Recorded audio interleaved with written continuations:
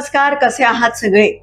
दिवाळी सगळ्यांची साजरी करून झालेली असेलच, पण तरीही लहान मुलांचा उत्साह दांडगा असतो. त्यामुळे आमच्याकडे आज लहान मुलं फटाके वाजवत आहेत, तर या एपिसोडमध्ये अधूनमधून फटाक्यांचा आवाज तुम्हाला येईल. नवीन वर्षाच्या तुम्हाला सगळ्यांना आम्हा दोघांकडनंही खूप खूप शुभेच्छा. सुरुवात करूया. इस्पिकचे एक्के भाग 3. भाग 3 आम्ही घेऊन येतोय 2 नावाजलेल्या अभिनेत्री, ज्या शिरीषच्या मैत्रिणी होत्या आणि मीही त्यांच्या बरोबर काम केलेलं आहे, अशा 2 अभिनेत्री. आणि या दोघींना आम्ही एकत्र एका एपिसोडमध्ये का घेतलंय ह्याचं कारण, त्या दोघी लहानपणापासून मैत्रिणी होत्या, एका शाळेत होत्या.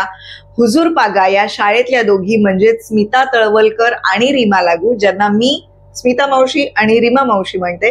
पण मला माहितीये माझ्यापेक्षा जास्ती काम शिरीषनी केलंय आणि त्या मैत्रिणी होत्या त्याच्या. त्यामुळे मला खूप साऱ्या गोष्टी जाणून घ्यायच्या तुझ्याकडनं. सगळ्यात आधी तुझी ओळख कशी झाली या दोघींची? ऍक्च्युली स्मिताची आणि माझी ओळख थोडस असं म्हणता येईल की विनय आपटे माझे गुरु, त्यामुळे विनयमुळे आम्ही दूरदर्शनला बरेच वेळा जात असायचो, युवदर्शन, गजरा वगैरे अशा कार्यक्रमात. तर तिथे आम्ही स्मिताला हाय हॅलो इथपर्यंत आमची ओळख झाली होती, कारण ती तिथे निवेदिका होती बेसिकली. पण खरी ओळख स्मिताची अशी झाली की मला असं कळलं की तिचं पहिलं प्रोडक्शन राऊ नावाची सिरियल ती प्रोड्यूस करत होती. संजय सुरकर त्याचे डायरेक्टर होते. तर मला कळलं की तिथे ऑडिशन आहे. आणि राऊ मध्ये शिरीषने अभिनय केलाय. ज्यांना आठवत असेल, मला तर आठवतंय, कारण राऊ तेव्हा अतिशय फेमस अशी मालिका होती आणि मी लहानपणी बघायचे टीव्हीवर. तर तू मला वाटतं नानासाहेबांचा रोल केला होतास. करेक्ट. आणि ती म्हणजे महत्वाचं ती फेमस व्हायचं कारण म्हणजे अश्विनी भावे मस्तानी म्हणजे.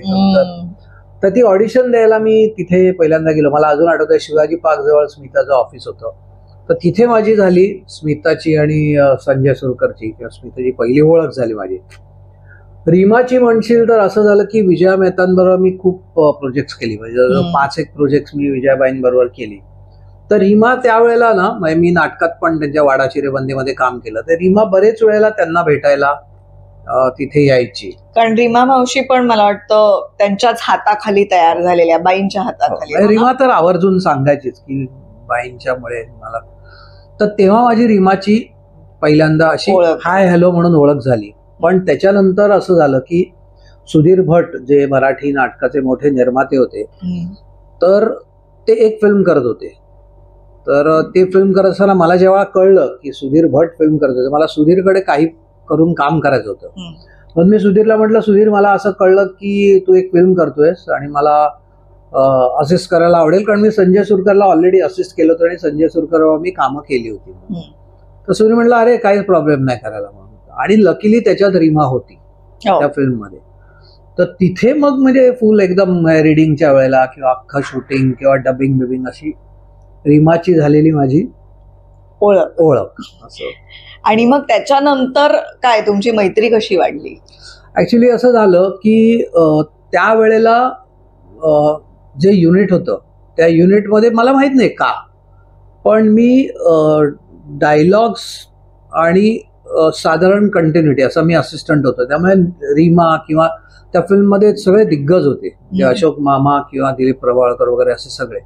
तर त्यामुळे ना एक समोरच्या व्यक्तीला कळतं की असिस्टंट आहे हा, पण ह्याला काही इंटरेस्ट आहे की नाही, हा काम कसं करतोय.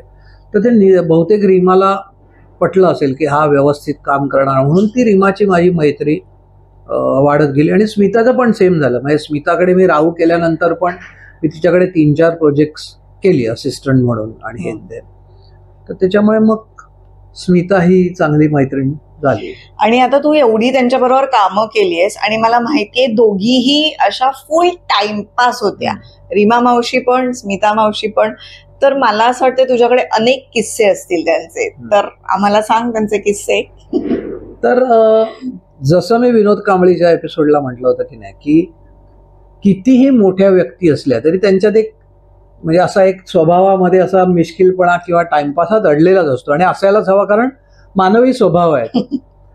तर स्मिता आणि रीमा ह्याच्यातला सगळ्यात म्हणजे बऱ्याच वेळेला त्यांनी बोलताना हे मला सांगितलं होतं गप्पा मारताना की हुजूर पागा शाळेमध्ये ती असताना ना स्मिता तर दोघी होत्या, पण त्यातला स्मिताचा किस्सा वेगळा आहे. स्मिता असं म्हणाली की त्यांच्याकडे एक बाई होत्या, त्यांना विचारांना ष्ट म्हणता यायचा नाही. ष्ट म्हणजे कसं, फॉर एक्झाम्पल, तर आता ह्यांच्या वर्गात एक अष्टेकर नावाची मुलगी होती, नेमकी. तर त्या बरेच वेळेला त्यावेळी माहितीये तुला, संदर्भात सहित स्पष्टीकरण लिहा वगैरे असं स्पष्ट असं धडा असायचा. त्यांचं ना खूप वेळेला असं व्हायचं की अट्टेकर स्पष्टीकरण द्या, तर ना सगळा वर्ग तिथे हसायचा. तर ते हे तिच्या अजून लक्षात, म्हणजे हे बघ. तसं रीमाही असं कधीतरी असा विषय निघताना मला म्हणाली, माझी ना एका मैत्रिणीची जाम भांडण झालं आणि ती खूप ना कडूच होती, आणि नेमकी ती रीमाच्या पुढच्या बेंचवरती बसायची. तर रीमा एकदा एवढी भडकली की तिने ते च्युइंगम तिच्या डोक्याला लावलं आणि तिला बिचारीला केस कापायला लागले. पण रीमा म्हणजे लहानपणापासून अंगात किडे होते दोघींच्या.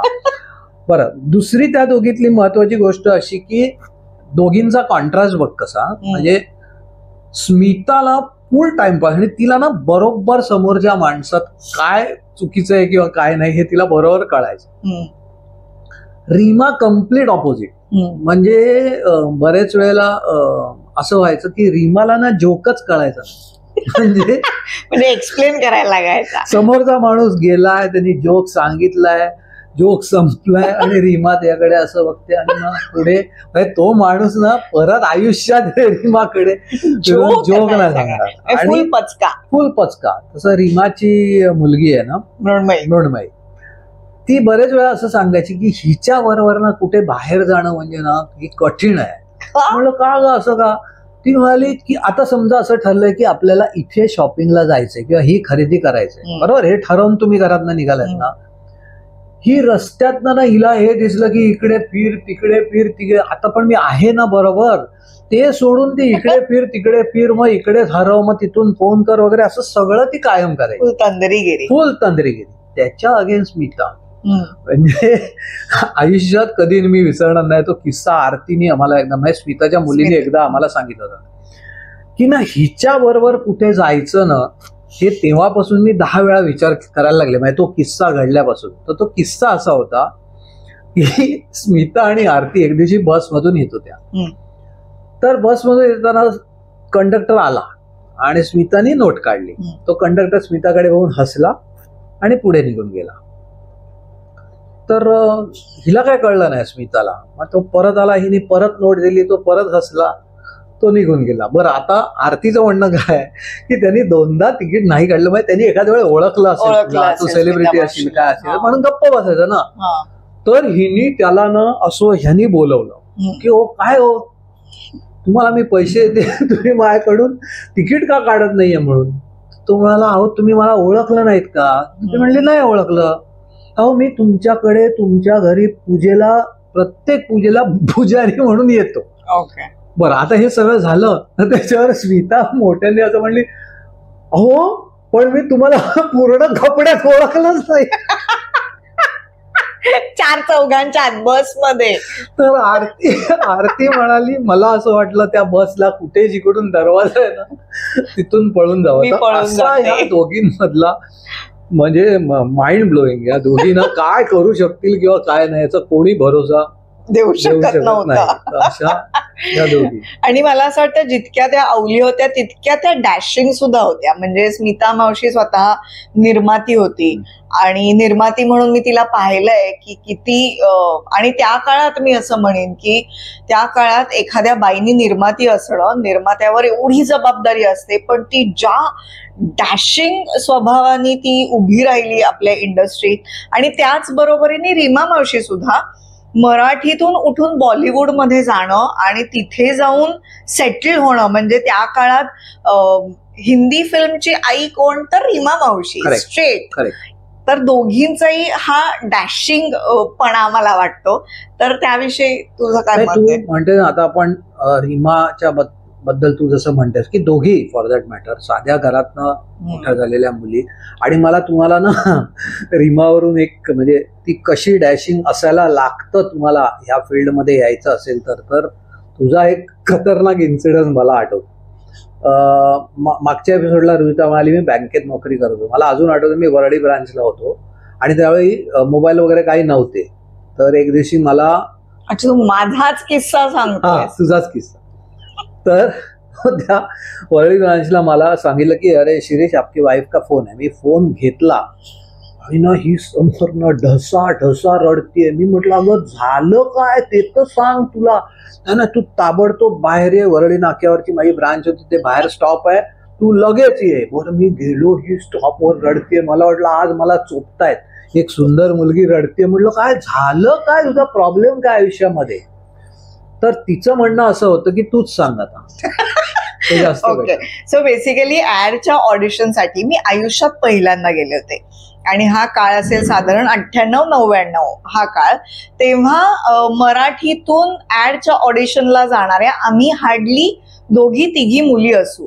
तर ऑडिशनच्या जागी जाणं आणि तिथे गेल्यावर ज्या सगळ्या मुली बसल्या होत्या, दिल्लीहून आलेल्या, अतिशय कॉन्फिडंट, कमी कपड्यात बसलेल्या, उत्तम मेकअप वगैरे केलेल्या, हिंदी इंग्लिशमध्ये बोलतात, सिगरेट ओढतात, हे सगळं बघून माझ्यावर जे दडपण आलं, बाप रे बाप. म्हणजे मला अभिनय चांगला येत असून सुद्धा मला असं वाटलं नाही की ह्यांच्यापेक्षा खरं तर अभिनय मी चांगला करेन. पण मी तिथून बाहेर पडले, ती ऑडिशन मी दिली नाही आणि बाहेर पडून PCO वरून याला फोन करून बोलवून घेतलं, नाही मला खूप भीती वाटते. तर असा हा माझा किस्सा. म्हणजे बेसिकली मला सांगायचं म्हणजे उद्देश काय आहे की हे होऊ शकतं की तू विचार कर तुझ्या समोर एखादा मोठा स्टार येऊन उभा राहिला, पण ह्या दोघी किंवा स्मिता सुद्धा फॉर दॅट मॅटर, की मला माझ्या आयुष्यामध्ये मला असं वाटतंय की सुषमा शिरोमणी ह्यांच्यानंतर जर का अशी कोणी व्यक्ती असेल की जिने प्रोड्यूस केल्या फिल्म्स किंवा काय, तर मला असं वाटतं त्यावेळेला तू अगदी बरोबर म्हणली की स्मिता. दुसरी गोष्ट ना, डिस्ट्रीब्युशन म्हणजे मराठी आजही मराठीमधला फिल्ममधला सगळ्यात मोठा इश्यू हा डिस्ट्रीब्युशन आहे. स्मिता स्वतः जायची प्रत्येक गावामध्ये, प्रत्येक थिएटरला जाऊन उभी राहायची, काय बुकिंग झालंय काय नाही. ह्याच्यासाठी तुझ्यामध्ये ट्रिमेंडस गट्स लागतात आणि कॉन्फिडन्स लागतो. तर तो ह्या दोघींमध्ये इतका ठासून भरला होता ना. म्हणजे मगाशी मला असं वाटतं माझा किस्सा सांगण्यामागचा उद्देश हा होता की रीमा मावशींनी उठून बॉलिवूडमध्ये म्हणजे आपल्या कम्फर्ट झोन सोडून हिंदीत जाऊन काम करणं हे अगदीच मला तर अवघड वाटतंय. पण तिने ते त्या काळात करून दाखवलं. आणि स्मिता मावशीचं तू म्हणतोस तसं की निर्माती म्हणून उभं राहणं हे किती अवघड होतं. पण मग तुला अभिनेत्री म्हणून त्या दोघींविषयी काय सांगायला आवडेल, किंवा काही पूर्वीच्या गोष्टी आठवतात का तुला? नाही, मला असं म्हणजे सुरुवात थोडीशी मी त्या दोघींच्या बाबतीत अशी करेन की त्या नेहमी ना एक गोष्ट अगदी नेहमी आवर्जून सांगायच्या की आम्ही जे घडलो त्या दोघी मिळून त्याला फक्त आणि फक्त कारण ही हुजूरपागा शाळा. आणि त्यांचं सतत असं म्हणणं असायचं की आजही हुजूरपागा शाळा अशासाठी की त्या म्हणायचे की त्यावेळेला नाट्यवाचन स्पर्धा, छोट्या छोट्या ज्या आपण नाटुकल्यांच्या स्पर्धा, ह्या सगळ्या स्पर्धांमध्ये शाळेने त्यांना पाठवलं, त्यांची तयारी करून घेतली. म्हणजे त्यांच्या बाई, त्यांच्या हेडमिस्ट्रेस वगैरे ह्या सगळ्या. तसं त्या म्हणाल्या की ब्लेसिंग इन डिस्गाईज असं असतं की आपण असं म्हणतो की अरे सगळ्याच मुली होत्या, त्याच्यामुळे त्यांना ऍडव्हान्टेज असा घेतला की मुलांची किंवा पुरुषांची कामं त्यांना करायला लागायची. त्यामुळे हा जो एक न्यूनगंड असतो ना की मी मिशी लावून कसं काम करू वगैरे, हा त्यावेळेला त्यांचा कम्प्लिटली नाहीसा झाला. हे त्या कायम आयुष्यभर सांगत आल्या. आणि त्यामुळे काय झालं की तो जो कॉन्फिडन्स त्यांना आला की स्टेप बाय स्टेप त्या करत गेल्या ना, त्याच्यामुळे स्मिताची ना मी काही ऐतिहासिक नाटकं बघितली होती. आता तू रायगडचे एवढे प्रयोग केलेस, तुला माहितीये की ऐतिहासिक नाटकात बोलणं हे किती डिफिकल्ट आहे नॉर्मल बोलण्यापेक्षा आणि वागण्यापेक्षा. तुमची वाणी भाषा स्वच्छ शुद्ध हवीच. आणि दुसरी गोष्ट अशी की नॉर्मल लहेजा सोडून तो लहेजा घेणं, तो अडॉप्ट करणं. स्मिता टेरिफिक काम करायची ऐतिहासिक नाटकांमध्ये. म्हणजे मला खरंच कौतुक वाटायचं की नॉर्मल बोलणारी बाई एका नाटकात, ती दुसऱ्या नाटकात, त्यावेळी मला खरंच असं आश्चर्य वाटायचं. आणि रीमाच्या बाबतीत सांगशील तर म्हणजे अरे ती तर हॅट्स ऑफ कलाकार, म्हणजे आउट ऑफ द वर्ल्ड. म्हणजे जसं मी निदानचा किस्सा मागच्या वेळी शिवाजीचा आणि तिचं सांगितलं होता, तसा एक आपली माणसं जी मी फिल्म करत होतो त्या फिल्म मध्ये खूप एक अफलातून सीन होता. म्हणजे कुठल्याही आर्टिस्टसाठी असा सीन मिळणं. पण तो सीन असा होता की अशोक मामा म्हणजे अशोक सराफ हा तिचा नवरा असतो आणि अशी न्यूज येते की ट्रेन ऍक्सिडेंटमध्ये ते गेले आहेत म्हणून, आणि त्यांची बॅग फक्त मिळते. आणि रीमा शांतपणे बसली आहे पांढऱ्या साडीमध्ये आणि दुःखी आहे खूप, आणि ती बॅग समोर येते तिच्या. आता तू विचार कर, ती बॅग समोर आली आहे, ती बॅग समोर आल्यानंतर त्या दुःखातून तिला काहीतरी वाटतंय आणि तिच्या डोळ्यात एक अश्रू आहे, पण तो अजून वाहिलेला नाहीये. ती येते, ती बॅग उघडते आणि बॅग उघडून झाल्यावर तिला अशोक मामाची शाल दिसते आणि आपण म्हणतो ना बांध फुटतो, तिचा बांध फुटतो. ती ना नळ लागल्यासारखी रडायची. बरं, 3 ते 4 वेगवेगळ्या अँगलनी शॉट्स घेतले संजय सुरकरनी. ती प्रत्येक शॉटला पहिल्यापासून शेवटपर्यंत रीमा डेव्हलपच होत जायची. म्हणजे हा करू का तो करू का तो करू का तो करू असं करत करत करत करत. आणि दुसरी सगळ्यात महत्वाची गोष्ट, हे करत असताना ज्यावेळी आम्ही हे सगळं बघत होतो त्यावेळेला ना शॉट संपला ना की ती शांत बसायची. आणि ती असं तिने कधीही संजय सुरकरला विचारलं, अरे काय तू किती शॉट घेतोयस किंवा काय करतो, असं तिने कधीही विचारलं नाही. त्यामुळे ते गाणं तुम्ही नक्की बघा. त्यात अशोक पत्कींनी एकाच गाण्याची 3 व्हर्जन केली होती. त्याच्यातलं सॅड व्हर्जन जे आहे, न कळता असे होऊन मागून येते सुखाची पुन्हा दुःख चाहूल घेते, त्याचं जे सॅड व्हर्जन आहे ते तुम्ही नक्की बघा. आणि रीमानी म्हणजे अख्ख्या फिल्म मध्ये रीमा सॉलिडच काम केलंय, चोपलंच आहे रीमानी. पण हा पर्टिक्युलर मला सिक्वेन्स, कारण ऍज अन आर्टिस्ट म्हणून किंवा ऍज अ डिरेक्शन असिस्टंट म्हणून किंवा तूही ऍज अन आर्टिस्ट म्हणून हे करणं किती डिफिकल्ट आहे. आणि ग्लिसरिन किंवा एक्स्ट्रा कशाचा एक नवीन थेंबही नाही.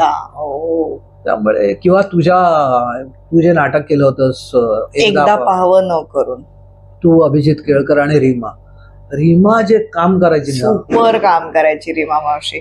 आणि माझ्यासाठी मी असं म्हणेन की मी नशीबवान आहे की मला नाटकात रीमा मावशी बरोबर काम करायला मिळालं. म्हणजे इतक्या उत्तम कलाकाराला असं समोर अभिनय करताना बघणं ही म्हणजे पर्वणी होती माझ्यासाठी. तू म्हणतेस ना की देवाचे मला खूप आभार मानावेसे वाटतात की रीमा बरोबर मी 2 फिल्म असिस्टंट म्हणून करू शकलो. तिला अगदी क्लोजनेट मी बघू शकलो की काय डेव्हलपमेंट असते एखाद्या आर्टिस्टची एखाद्या रोलसाठी किंवा एखाद्या सीनवरती एखाद्या शॉटसाठी. अमेझिंग, म्हणजे त्याला काय हॅट्स ऑफ टू हर. आणि मला सांग, निर्माती म्हणून, म्हणजे मी तर तिला डॅशिंग निर्माती म्हणून बघितलंय, पण कधी अशी अडचणीत आलेली स्मिता मावशी पाहिली आहेस का तू? म्हणजे मी ऍक्च्युली पाहिली एकदाच आहे, पण आधीचा जो किस्सा आहे, म्हणजे एखादा निर्माता होणं म्हणजे जसं एखाद्या इंडस्ट्रियलिस्ट होणं की बॉस होणं, तसं आपल्या क्षेत्रामध्ये तू विचार कर, दोन्ही वेळेला म्हणजे तिच्या आयुष्यातली पहिली फिल्म आणि तिच्या आयुष्यातली पहिली सिरियल, त्या दोन्ही वेळेचे सिरियलचा किस्सा माझ्या डोळ्यासमोर घडला. फिल्मचा मला कळला कारण मी त्यांच्या खूप जवळ होतो त्याच्यानंतर. पण झालं होतं असं की स्मिता एक फिल्म करत होती, चौकट राजा, जे तिच्या आयुष्यातलं पहिलं प्रोडक्शन होतं. तुम्ही विचार करा की केवढं म्हणजे केवढं प्रेशर आणि केवढं सगळं जमून आलंय. सेट बांधलाय अजित दांडेकरनी, सेटची सुरुवात झाली आहे, सगळं झालंय. आणि त्याच्यातल्या मुख्य नटाने सांगितलं की मी काम नाही करू शकत, नाही करू शकत. आता तू विचार कर की कोणाचे हातपाय गळले असते किंवा कुठला तरी निर्माता असं माल असतं की आपल्या नशिबात काही नाही आणि तो खचून गेला. पण स्मिता किंवा संजय सुरकर किंवा त्याची जी टीम होती त्या सगळी, ते कधी खचले नाहीत. त्याच फिल्म मध्ये दिलीप भैया म्हणजे दिलीप प्रभावळकर एक वेगळा रोल करत होते. त्यांनी दिलीप भैयांना सांगितलं की असं झालं, आणि दिलीप भैयांचं पण म्हणजे त्यांची कमाल आहे, त्यांना पण हॅट्स ऑफ आहे की त्यांनी तो रोल ऍक्सेप्ट केला. आणि त्यांनी तो अजरामर रोल केला त्यांनी. अशी चौकट राजाच्या वेळेला तिला हे भोगावं लागतं. राहूच्या वेळेला असं झालं की राहूचं ज्या वेळेला शूटिंग सुरू झालं त्यावेळी बाजीराव तुषार दळवी होता, मस्तानी अश्विनी भावे, चिमाजी अप्पा सयाजी शिंदे, सगळं कास्टिंग फिक्स झालं. आम्ही एक एपिसोड शूट केला त्याचा, 1-2 काहीतरी असे एपिसोड शूट केले. बरं, त्यावेळेला पद्धत अशी होती चॅनलची की तुम्ही आम्हाला दाखवा तो पायलट एपिसोड करून, मग ते आम्ही बघू, मग ते आम्ही पास करू वगैरे.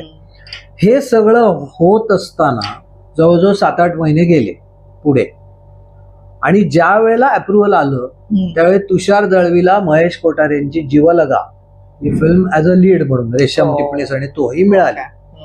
तर तुम्हाला मी करूच शकत नाही, कारण माझी ऑलरेडी तिकडे कमिटमेंट दिली. आता परत तू बघ की माझी पहिली सिरियल आयुष्यातली आणि माझा मेन ऍक्टर जो आहे तो नाही आहे तिकडे, पण परत त्या टीमनी सगळा विचार केला आणि मनोज जोशी जो आता सगळ्या हिंदी आणि मराठी फिल्म, तर मनोजची ती पहिली सिरियल ठरली बाजीराव म्हणून.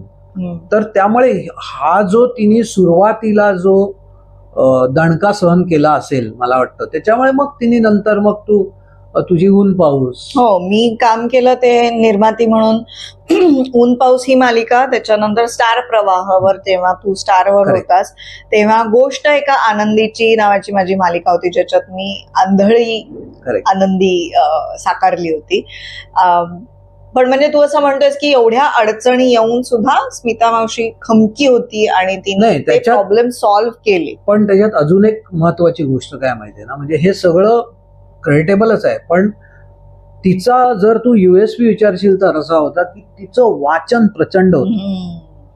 म्हणजे मला अजून आठवतंय की स्टारनी ज्या वेळेला 24 एपिसोड करायचे असं ठरवलं तेव्हा बरेच प्रोड्युसर बोलले स्मिता 6 गोष्टी घेऊन आली होती आणि उत्तमातल्या उत्तम लेखिकांची किंवा लेखकांची तिने हे आणली होती, पण त्याच्यातली गोष्ट एका लग्नाची आवडली म्हणून ती केली.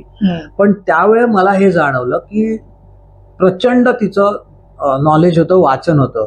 अवंतिका बघ ना, आभाळमायानंतर जर का कुठली मोठी सिरियल झाली असेल मृणाल कुलकर्णी, अवंतिका. म्हणजे पूर्वी माझं नेहमी असं मत होतं स्मिता मावशी विषयी की वाचन, तू म्हणतोस तसं वाचन भरपूर असल्यामुळे स्मिता मावशीच्या मालिका नेहमी विषय उत्तम असायचा, कारण अगदी विषय घेऊन येणं, ती गोष्ट घेणं किंवा पुस्तकातलं वाचलेलं काहीतरी आणणं, म्हणजे गोष्टीपासून ते निर्मिती करून ते टेलिकास्ट करेपर्यंत प्रत्येक गोष्टीत स्मिता मावशीचं लक्ष असायचं. अशी ही. पण मला असं वाटतं की मी जेव्हा रीमा पण खूप वाचायची, म्हणजे त्या दोघीही वाचन, म्हणजे कसं वाचन माणसाला समृद्ध बनवू शकतो याचं एक उदाहरण म्हणजे ह्या दोघी. आणि रीमा मावशी मला वाटतं सुरुवातीला बँकेत होती ना, सेम शिवाजी सारखं तिने इमानीद्वारे बँकेची नोकरी करून अभिनय करत पण ती कायम सांगायची की तिच्या बँकेतले सगळे मॅनेजर आणि ऑफिसर ह्यांनी तिला इतका सपोर्ट केला की म्हणजे ती म्हणायची की ते एक तर माझे ऑफिसर होते तेच मला येऊन सांगायचे, अगं 2:30 वाजले, तुझा 4 शिवाजीला प्रयोग आहे, तू निघ आता म्हणून. पण तिला पण अशी माणसं मिळणं किती गरजेचं आहे. ती म्हणाली की त्यामुळे त्या दोघींच्याही मते असं नेहमी त्या म्हणायच्या की हुजूर पागा, आणि रीमा म्हणायची माझी बँक. आणि मला एक सांग की समजा म्हणजे ह्या दोघी जर का अभिनेत्री झाल्या नसत्या तर त्यांनी काय केलं असतं? हा, पण हे मी तुला सांगतो, एकदा ना मी असंच विचारलं की तू समजा ह्या फील्ड मध्ये आली नसतीस तर काय झाले, तर ती म्हणाली मी एअर होस्टेस झाले. रीमा मावशी चिकनीच होती आणि ती काय हाईट होती, चिकनी होतीच, त्यामुळे तिला काय प्रॉब्लेमच नव्हतं, सगळ्या नॉर्म्स तिने फटाक्कन क्लिअर केल्या असत्या.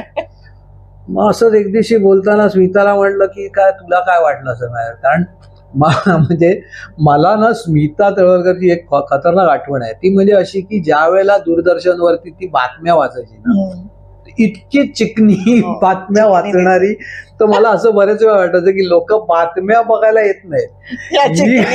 स्मिता मावशीला त्यावेळेला दूरदर्शन सोडून काही नव्हतंच ना, त्यामुळे. तर स्मिता असं म्हणाली की बर चल तू गेस कर, समजा काय स्मिता मावशीला 2 ऑप्शन, काय तिला वाटलं असेल, अभिनेत्री झाली नसती किंवा निर्माती झाली नसती तर काय झाली असते असं. तळवलकरांचं जिम चालवलं. मला असं ती डॅशिंग वाटते, त्यामुळे कदाचित पायलट वगैरे झाली असती ती. तिला काय व्हायचं होतं? Complete contrast. Door keeper. हा, म्हणजे तिचं असं म्हणणं होतं की ही एकमेव व्यक्ती अशी आहे की ज्याला फुकटात 3 शो बघायला मिळतात रोज पिक्चर, म्हणून फिल्म बघायला मिळेल म्हणून तिला डोअर कीपर व्हायचं होतं. फुकट.